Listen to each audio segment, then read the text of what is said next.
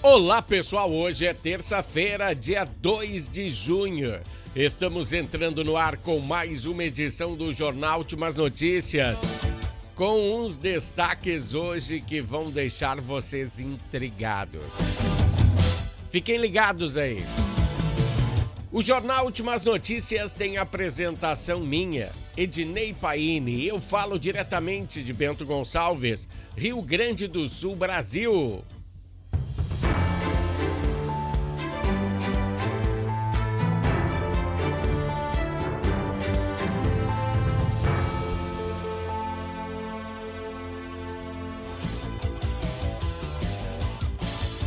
Jornal Últimas Notícias sempre inicia falando de política.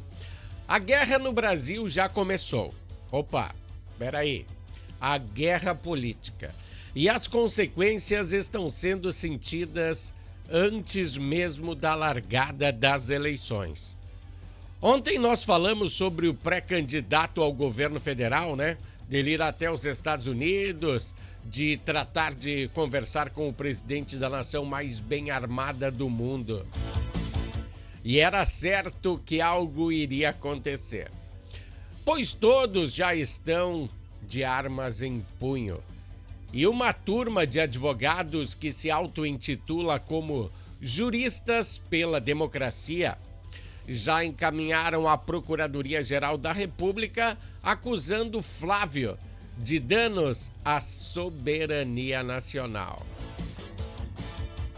Bom, duvido você adivinhar de onde estes advogados são, que eles acusaram o pré-candidato de direita. Aonde eles estão filiados? Quem são eles? Sim, do PSOL e do PT, partido do Lula.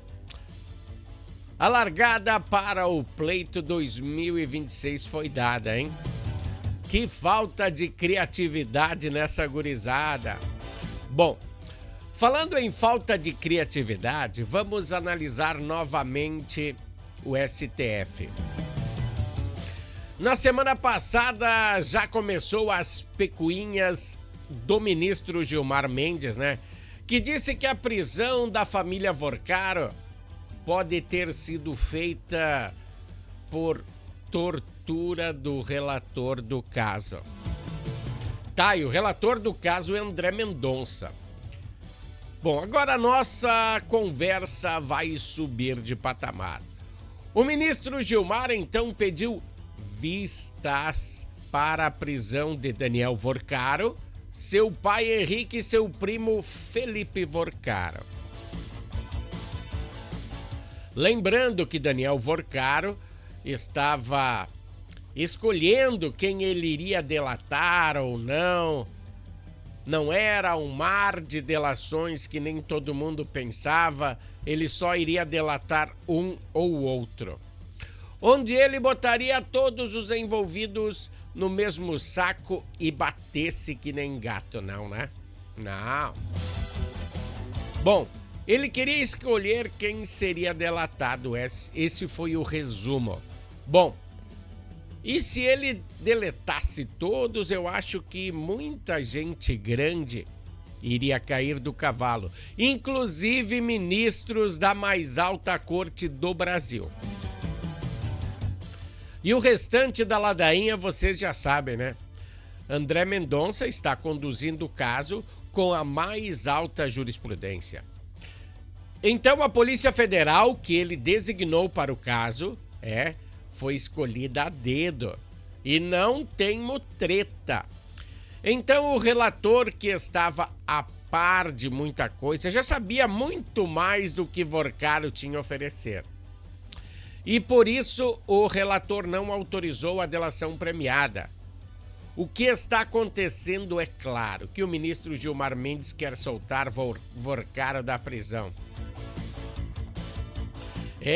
Querem extinguir a pena da criança, como fizeram com a Lava Jato, como fizeram com o Lula. Ele afirmou que André Mendonça está torturando a família Vorcaro, quando na verdade está conduzindo o caso como manda o figurino. E para contextualizar a situação, vamos colocar na balança, já que ele puxou esse assunto, vamos botar na balança o caso de Jair Bolsonaro, que foi preso, é um preso político, por uma delação premiada que foi trocada 3 vezes, por Mauro Cid, que chegou a ter, olha, Mauro Cid teve a sua esposa, a sua filha e o seu pai ameaçados por quem? Por Alexandre de Moraes. Uma ameaça que está em vídeo. Você não sabia? Está em vídeo. Então podemos perceber que a mais alta corte brasileira está infectada com a pantomima. Ou seja, uma mentira ardilosa. É só procurar no dicionário que vocês vão achar. Na época do Collor de Mello falava-se muito em pantomima, né? Bom, esse foi o bloco esportivo esse foi o bloco político para você entender como a coisa tá começando a ficar feia, né? Deixa eu botar aqui, vamos falar agora de esportes.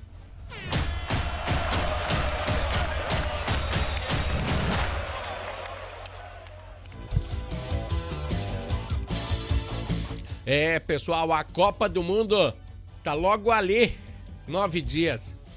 E os questionamentos sobre a dupla Grenal? Pois os dois técnicos não vêm trazendo resultados muito satisfatórios aos seus clubes. Do lado gremista, a direção soltou uma nota dizendo que Antônio Dutra Júnior, o vice-presidente de futebol, pediu desligamento do cargo alegando questões profissionais e pessoais. Que coisa, né? Mas ele segue como vice-presidente do clube. Ele deixou o cargo de vice-presidente de futebol. E ele continua a assumir o seu cargo, né, como vice-presidente do Grêmio. E o presidente de futebol agora é Rafael Lima.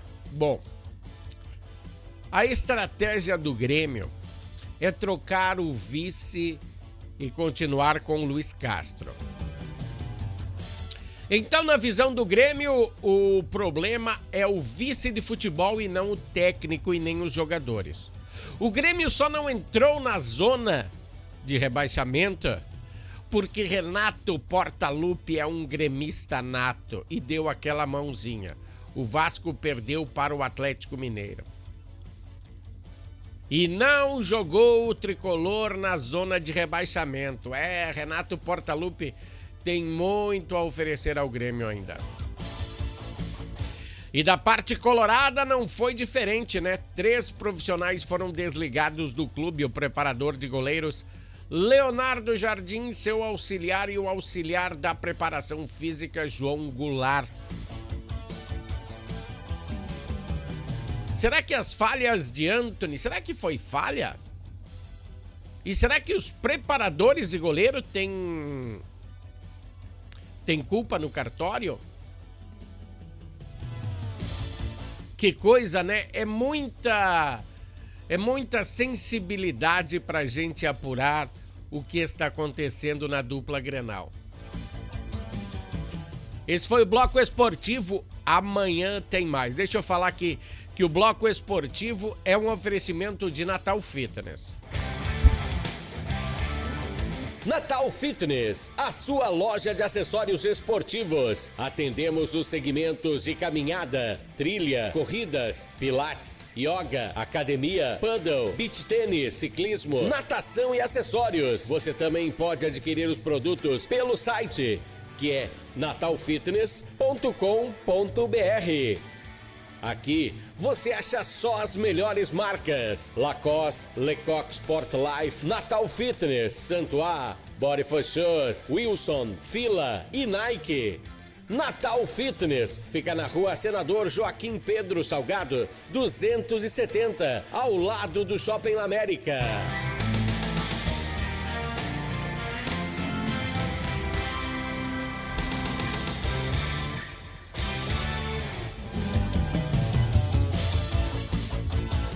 Pessoal, a Natal Fitness é quem tem nos dado aquele apoio no bloco esportivo aqui no Jornal Últimas Notícias. Bom, agora a coisa vai ficar feia, né? Há bastante tempo que eu venho percebendo que a Corsan, a empresa responsável pelo abastecimento de água e esgoto do município, está a abrir buracos na cidade. Será que só eu que percebo isso? Claro, é uma situação comum. Diante da precisão de fazer reparos, não existe outra solução, tem que abrir buracos. E como a população da capital do vinho é bastante volátil, sim, tem que se pensar em soluções para médio e longo prazo. Deixa eu te dizer, se você trocar uma tubulação e ela for um pouco menor, daqui a pouco tem que abrir de novo e trocar de novo, porque a população cresce, né?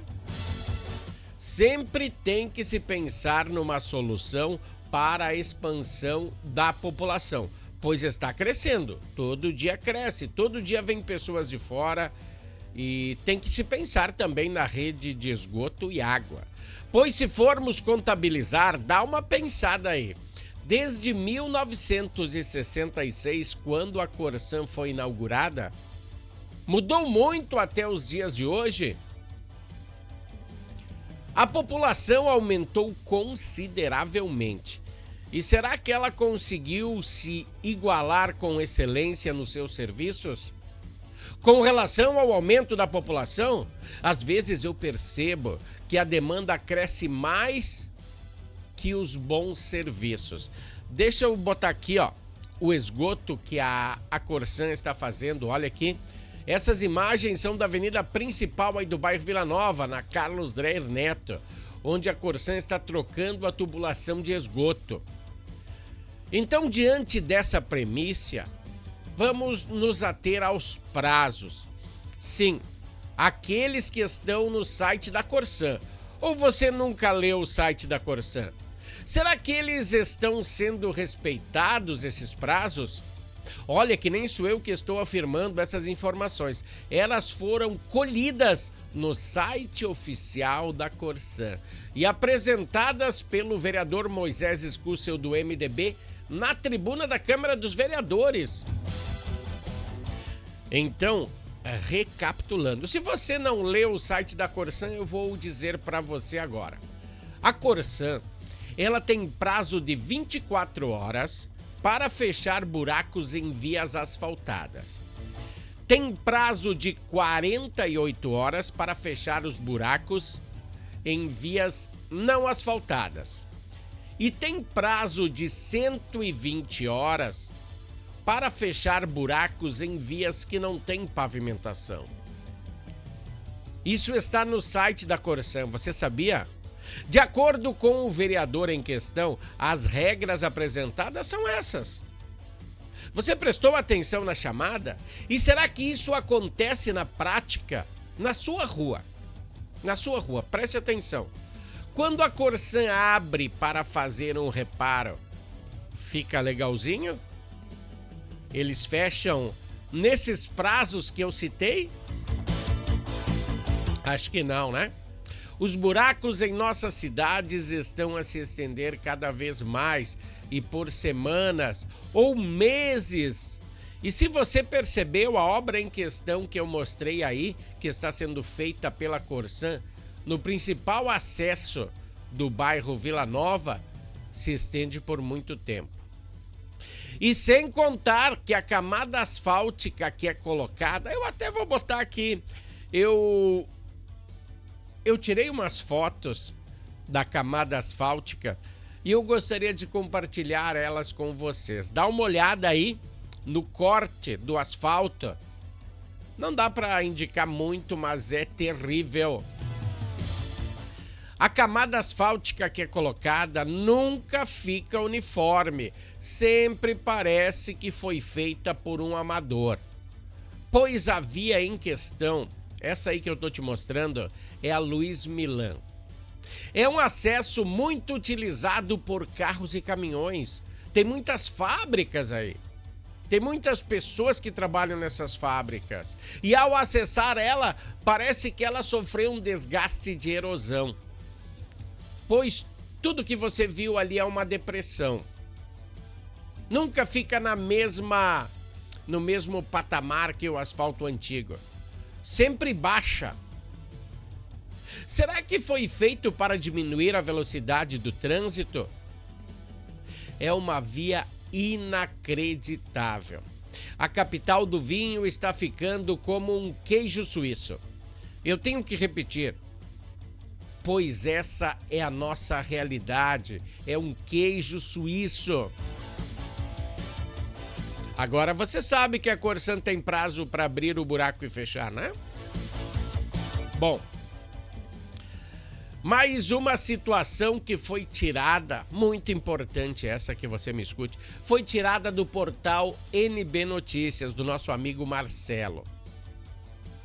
Mas nós, como imprensa, temos o dever de apresentar essa informação ao público. Sim, é nosso dever questionar algo que não funciona na comunidade. E, se possível, tentar resolvê-lo. Temos que botar o dedo na ferida. Eu sou jornalista e eu falo mesmo. Pois senão as coisas simples de se resolver se tornam difíceis. Conforme o tempo vai passando, devemos abordar que é de suma importância para muitas famílias moradoras aqui da capital do vinho sobre a espera interminável por uma vaga na educação infantil no município. Você achou que já estava resolvido esse problema? Perceba que estamos na metade do ano e o problema ainda não foi resolvido. E todo ano é assim. A apuração do NB Notícias revela um cenário preocupante por parte da Secretaria Municipal de Educação, a SMED.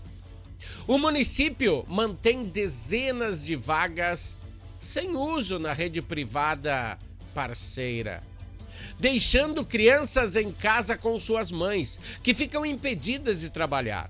Em alguns casos, as creches estão a cerca de 2 quadras de distância das casas das famílias. Bom, a diretora de uma das escolas particulares credenciadas fez uma denúncia, tá? Que, segundo ela, existem cadeiras vazias prontas para receber alunos desde o mês de abril. Mas a SMED simplesmente não encaminha as crianças da fila de espera. A denúncia vai além, expõe a tática da administração municipal através da SMED para esconder a própria incompetência. De acordo com o relato, as escolas são proibidas de dar transparência ao processo. O que acontece? Se uma mãe vai lá na escola e diz: será que não tem uma vaguinha para mim aí? A diretora não pode falar nada. Eu abro aspas. Dizem, essa diretora falando, né? Dizem que não podemos falar para as famílias que buscam a escola que tem vaga. Que são só eles, a SMED, que dizem se tem vaga ou se não tem. Isso quem falou foi a diretora de uma escola. É claro que não vamos citar o nome dela, né? Mas é uma tremenda sacanagem. A Secretaria Municipal de Educação informou que no início do ano ela empenhou 1.094 vagas em instituições de ensinos particulares. E desse total, 1.007 encontram-se preenchidas. O que significa que tem 87 vagas compradas que permanecem vazias? Tem que respirar, né?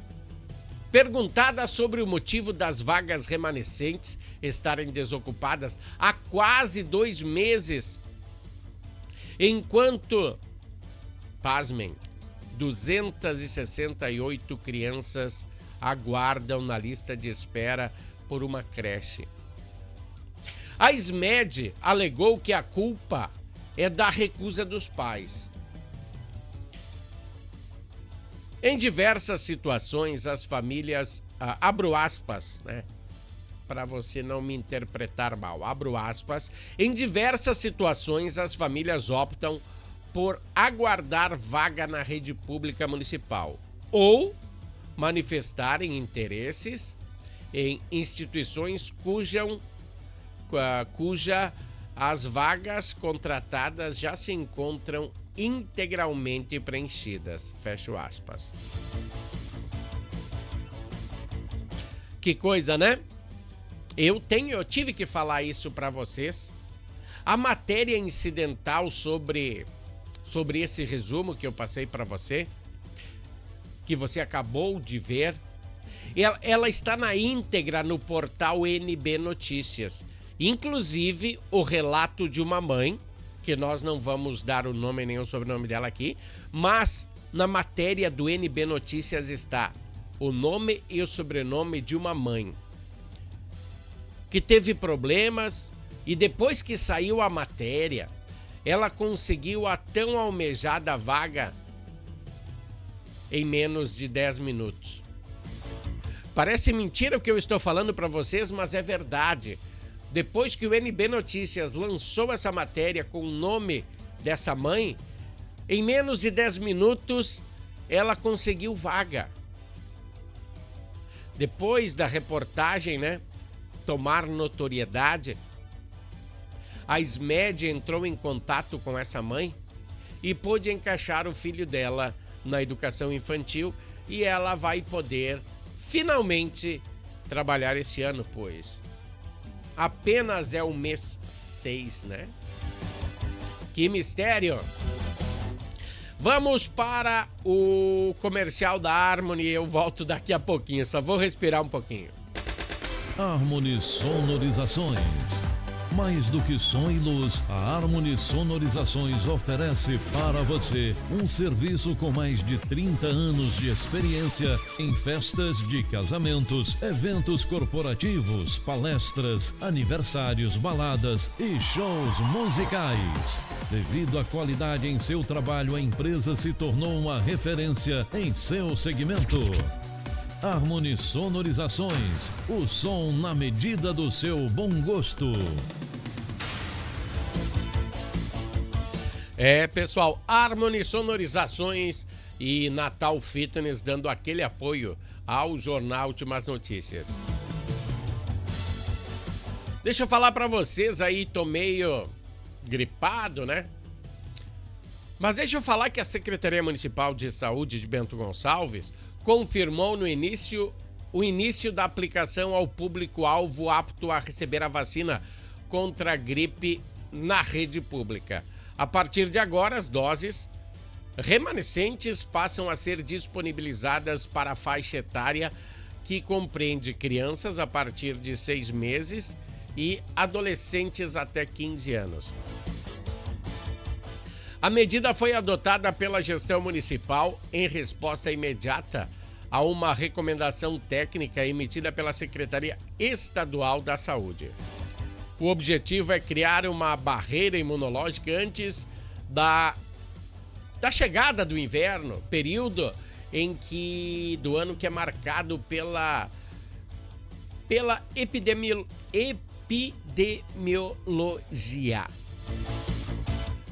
como uma explosão de internações decorrentes de síndromes respiratórias agudas graves.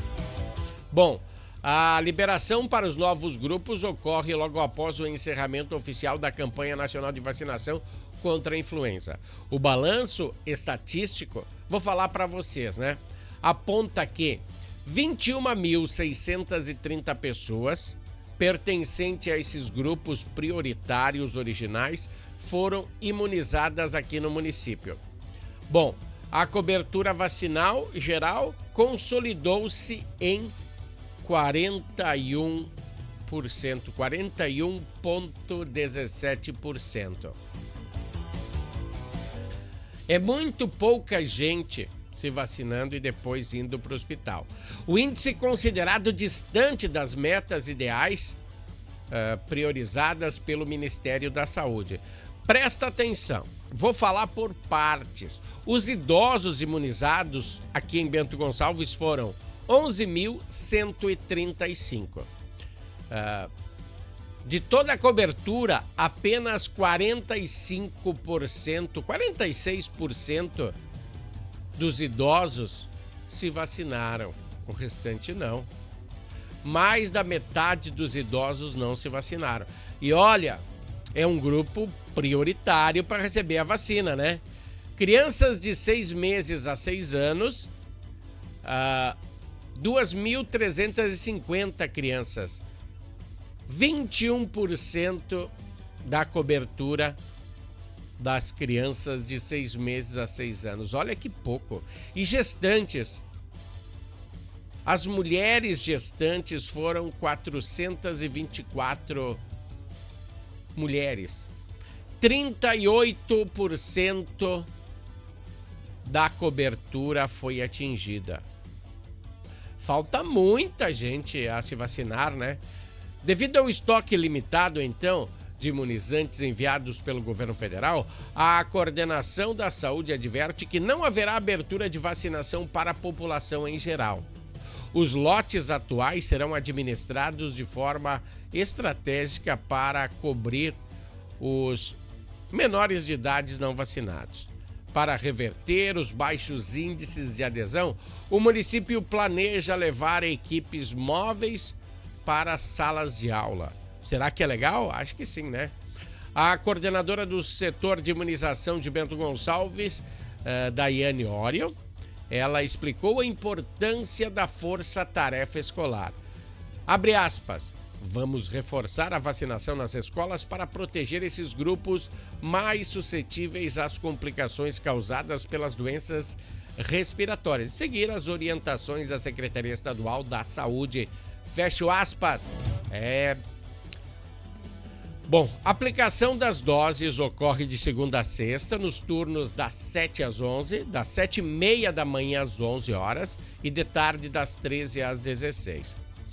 A maioria das salas de vacina municipais, no entanto, por razões de logísticas e remanejamento dos frascos, a vacina contra a gripe não estará disponível nas unidades básicas de saúde dos seguintes bairros. Presta atenção. Coab, Eucaliptus, Progresso, Faria Lemos, São Valentim e 15 da Gracema. Não estará, tá?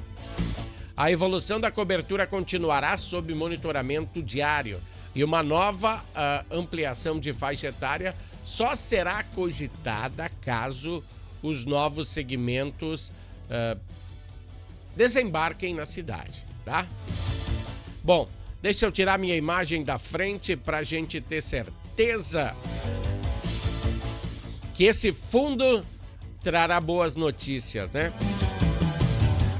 Bom, essa imagem você já deve ter percebido de onde é que é. É da ponte que liga Bento Gonçalves a Santa Bárbara de Guaporé, a localidade de Santa Bárbara de Guaporé. O Daier voltou a negar que a entrega da nova estrutura dessa ponte tenha sido adiado para 2027. Opa! A empresa que está fazendo a obra afirmou que o problema no repasse dos recursos federais já foi superado. E a liberação do tráfego segue prevista para esse ano. Desde as enchentes de setembro de 23, a região depende aí da balsa para manter essas travessias. Nos últimos dias, informações vinculadas na imprensa regional apontavam que a entrega da ponte poderia ficar para maio de 27. Sobre a justificativa do baixo percentual de execução e no atraso do repasse de verbas federais. O governo tinha cortado a verba da galera. Barbaridade, né? O Departamento Autônomo de Estradas e Rodagem contesta essa versão. Então o Daier informou que houve uma dificuldade técnica na integração do repasse federal com o sistema do departamento, mas que o entrave já foi resolvido. Também esclarecemos que isso não impactou no cronograma da obra, pois o Dyer seguiu realizando os pagamentos com a contrapartida do Estado, afirmou a autarquia. Bom, as cabeceiras da ponte já estão 100% concluídas, assim como as estacas de fundação, os pilares e as travessas estão em andamento. As vigas pré-moldadas também estão sendo produzidas em paralelo, fora aí do local de içamento. Esse tipo de etapa nem sempre aparece para quem passa aí pela região, mas faz parte do avanço da superestrutura da ponte. A nova estrutura será mais alta, mais longa, mais larga que a antiga. A mudança busca reduzir a vulnerabilidade da travessia em períodos de cheia e dar mais segurança ao tráfego na RS 431. Então, resumindo, a ponte fica pronta esse ano e, de acordo com o Dyer, a gente tem que acreditar nisso. Eu passei lá semana passada e percebi poucos trabalhadores no local. Não sei se naquela hora não tinha muita gente, mas tinha pouca gente trabalhando. Mas quem sou eu para questionar se o Dyer disse que vai ficar pronta? Eu só tenho que acreditar. Bom, pessoal, um grande abraço a todos. Amanhã voltaremos com mais uma edição do Jornal Últimas Notícias para vocês. Até lá, tchau!